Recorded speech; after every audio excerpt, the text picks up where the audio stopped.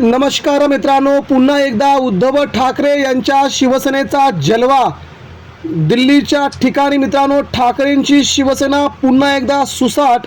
तर भारतीय जनता पार्टीला दाखवला दणका हिसका. नेमकी काय मित्रांनो बातमी सविस्तरपणे जाणून घेऊया. महाराष्ट्राच्या एकत्रित या राजकारणावरती उद्धव ठाकरेंची मशाल पुन्हा एकदा सुसाट. ठाकरेंनी मिळवला तब्बल एवढ्या जागांवरती कब्जा, तर भाजपचं काही ठिकाणी डिपॉझिट जप्त. मित्रांनो, ही बातमी आहे थेट दिल्लीच्या राजकारणातून. महाराष्ट्रात उद्धव ठाकरेंचं मंथन, तर महाराष्ट्राच्या बाहेर उद्धव ठाकरेंची सगळ्यात मोठी लाट. दिल्लीत ठाकरे फॅक्टरची एंट्री, भाजपचं डिपॉझिट जप्त, रेल कामगार सेनेचा दिल्लीमध्ये मोठा जल्लोष. मुंबईत मातोश्रीवरती उद्धव ठाकरेंकडून शिवसैनिकांचं स्वागत सत्कार समारंभ. मित्रांनो, बातमी सविस्तरपणे जाणून घेऊया देशाच्या राजकारणामध्ये नेमकं काय घडतंय. ठाकरेंची शिवसेना संपूर्णपणे संपवायची या उद्देशाने काही नेते पक्षातून बाहेर निघाल्याने ठाकरे संपले असे म्हणणारे भाजपा आता मात्र पुरती तोंडावरती पडली. उद्धव ठाकरे हे शिवसेनेचं नेतृत्व करू शकत नाहीत, ठाकरे हे महाराष्ट्राचे नेते नाहीत असे म्हणणारे देखील आता तोंडावरती जोरदार आपटलेत. मित्रांनो, कारणही तसंच आहे. ठाकरेंची शिवसेना जरी सत्तेमध्ये नसली आता तरी देखील विरोधामध्ये ज्या प्रकारे उद्धव ठाकरेंच्या शिवसेना नेत्यांचं काम चालू आहे त्या प्रकारे ठाकरेंच्या शिवसेनेचं भविष्य खूप उज्ज्वल असल्याचं सध्या तरी जाणवत आहे. सत्ता नसताना लढणारा सामान्य शिवसैनिक आणि कायमस्वरूपी विरोधी पक्षामध्ये असणारा सामान्य शिवसैनिक आता मात्र त्याची परीक्षा आहे. कारण भाजपा आणि एकनाथ शिंदेंनी ज्या प्रकारे नेते फोडलेत, ज्या प्रकारे सर्वसामान्य नेते फोडलेत, परंतु शिवसैनिक मात्र त्यांना कधीही घाबरला गेला नाही. आणि आता पुढचे काही दिवस ही जरी ठाकरेंची संयमाची साथ असली तर देखील आगामी काळामध्ये उद्धव ठाकरेंचं नेतृत्व बहरून निघणार हे आजच्या निकालावरून पुन्हा एकदा स्पष्ट होत आहे. मित्रांनो, उद्धव ठाकरे पुन्हा एकदा कात टाकतायत. ठाकरेंची शिवसेना पुन्हा एकदा कात टाकते आहे. देशाच्या सर्वोच्च ठिकाणी उद्धव ठाकरे पुन्हा एकदा जात आहेत. बघूया सविस्तर बातमी काय आहे ती. भारतीय राजकारणाच्या केंद्रस्थानी असलेल्या दिल्लीच्या भूमीवरती महाराष्ट्रातील एका राजकीय पक्षाने मिळवलेला विजय हा केवळ आकड्यांचा खेळ नसून तो एक मोठा राजकीय भूकंप मानला जात आहे. महाराष्ट्रातील कट्टर विरोधक आणि सत्ताधारी यांच्यातील संघर्षाच्या पार्श्वभूमीवरती उद्धव ठाकरे यांच्या नेतृत्वाखालील पक्षाने दिल्लीच्या राजकारणामध्ये भगवा फडकवला आहे. विशेष म्हणजे या निवडणुकीमध्ये निकालांनी भाजपच्या गोटात खळबळ उडवून दिलेली आहे. तब्बल 55 ठिकाणी भाजप उमेदवारांचं डिपॉझिट जप्त झाल्याची सगळ्यात मोठी बातमी समोर आलेली आहे. मित्रांनो, बातमी शेवटपर्यंत आपल्याला बघायची. गेल्याच आठवड्यामध्ये आपण पाहिलं की पंजाबमध्ये ज्या प्रकारे स्थानिक स्वराज्य संस्थांच्या निवडणुका पार पडल्या त्या ठिकाणी भाजपच्या जवळजवळ 1600 उमेदवारांचं डिपॉझिट आम आदमी पार्टीने जप्त केले होते. भाजपला अवघ्या 100 काही जागा मिळाल्या होत्या, तरी आम आदमी पार्टीला 3000च्या वरती त्यांचे नगरसेवक, त्यांचे जिल्हा परिषद सदस्य निवडून आले होते.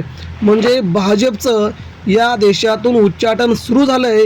हा पंजाब जनतेने दिलेला न्याय संबंध देशामध्ये आता सुरू होतोय हे पुन्हा एकदा सिद्ध होत आहे. त्यामुळे आम आदमी पार्टीसारखीच उद्धव ठाकरेंच्या शिवसेनेने उत्तर भारताच्या राजकारणामध्ये तेथील प्रादेशिक पक्षांना आपली साथ दिली असून तिथल्या नेत्यांनी शिवसेनेचं नेतृत्व देखील सिद्ध केलं आहे. त्यामुळे उद्धव ठाकरेंचा त्यांना कायम पाठिंबा राहिला आहे.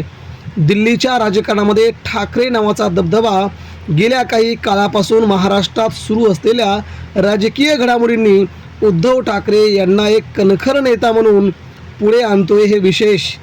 दिल्लीत झालेल्या विशेष निवडणुकीमध्ये उद्धव ठाकरे यांनी मात्र आपल्या धोरणांना न्याय मिळवून दिला आहे.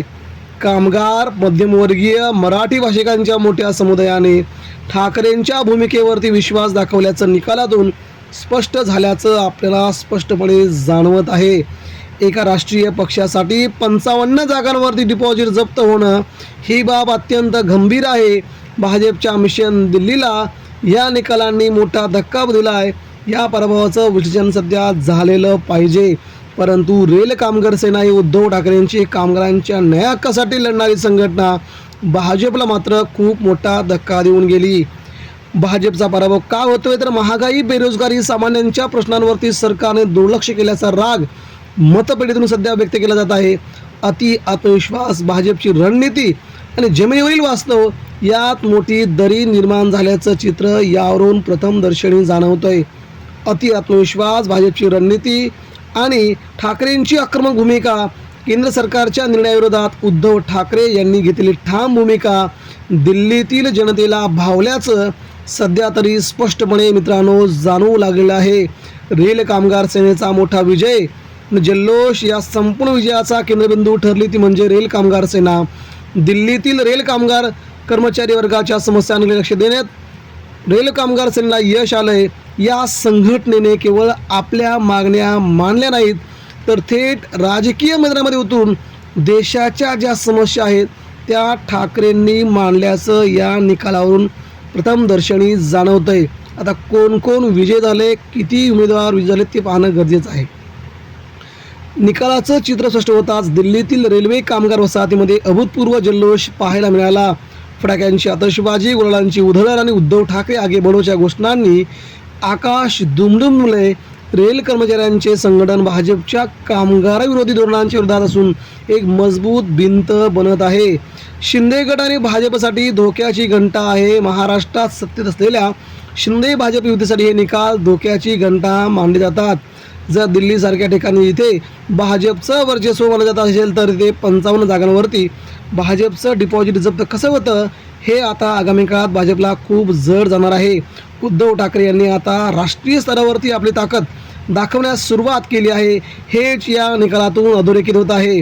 दिल्लीतील या पर्वानंतर नागपूरमध्ये, महाराष्ट्रामध्ये ज्या घडामोडी चालू आहेत यावरून मित्रांनो मराठी अस्मिता आणि उद्धव ठाकरे दोन्ही नेते भाजप उद्धव ठाकरेंना जवळ करण्याच्या हेतूने पुढे येत असल्याचं जाणवतंय. त्यामुळे दिल्लीत फडकलेला हा भगवा उद्धव ठाकरेंसाठी खूप विश्वासदर्शक असून भाजपला आगामी काळामध्ये महाराष्ट्रात उद्धव ठाकरेंना सोबत घेतल्याशिवाय देशाची सत्तेची चावी आपल्या हातात मिळणार नाही, हे अशक्य आहे. त्यामुळे आगामी काळात भाजप उद्धव ठाकरेंना सोबत घेण्यासाठी खूप मोठे प्रयत्न करेल. ही सुरुवात आहे. ठाकरे पर्वाची देशात झालेली ही सुरुवात भाजपला खूप महागात पडू शकते. हे मात्र चिंतन यावरती आपल्या प्रतिक्रिया द्या. धन्यवाद.